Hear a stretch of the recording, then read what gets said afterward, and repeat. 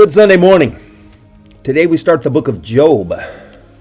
It's a veritable handbook for believers who are facing suffering. Job was written to show that human suffering, it's not always the result of personal sin, and it actually serves several purposes. It affirms God's sovereignty and wisdom. God rules over all creation, including circumstances that are oftentimes beyond our understanding. It also demonstrates that genuine faith exists apart from material blessing. Job's righteousness is not based on prosperity. His faith proves that God is worthy of worship, even when blessings are removed. One of the book's profound purposes is to expose the inadequacy of simplistic theology. Job's friends represent a flawed belief system. They assume suffering is always caused by sin. The book corrects this view and warns against judging others' spiritual condition based solely on their circumstances. The book also shows the reality of spiritual conflict. Suffering can be connected to spiritual warfare beyond human awareness while still remaining under God's sovereign control. In light of that purpose, the book encourages perseverance and trust during times of suffering. We must remain faithful, honest, and prayerful in trials, trusting that God will ultimately vindicate righteousness. The book of Job reveals God's desire for relationship, not explanation. God doesn't owe us an explanation, and God never fully explains Job's suffering. Instead, he just reveals himself. Knowing God is more important than knowing why. In short, the book of Job teaches that God is worthy of trust and worship even during unexplained suffering. And that steadfast faith will ultimately be honored by God. Chapter 1 lifts our eyes beyond what Job can see.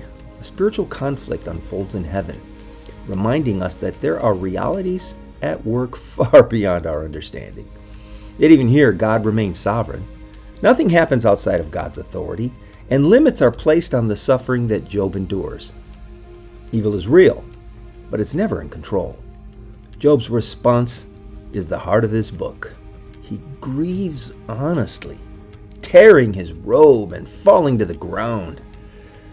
But he also worships. His declaration, "Blessed be the name of the Lord," reveals a faith that doesn't depend on prosperity, doesn't depend on comfort, and it doesn't even depend on explanation, even though Job asks for it. Job chapter 1 calls us to reject shallow theology that equates suffering with failure and blessing with approval. Instead, it invites us into a deeper trust, one that clings to God's character even when his purposes are hidden. God may not always explain why, but he consistently reveals who. My personal takeaway today, my God shot, if you will, using Tara Lee's phrase, is that God's not threatened by my questions about why I'm suffering, but he's honored by my trust. Even when heaven seems silent, God is actively ruling. He's setting boundaries. He's working purposes I cannot see. Absence of answers never means the absence of God. Lord, teach me to trust you when answers are absent.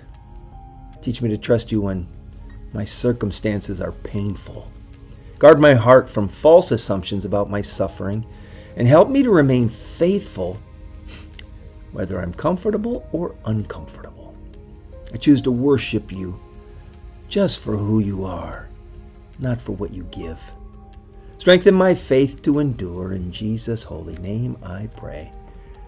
Amen. Stay faithful. I'll see you tomorrow.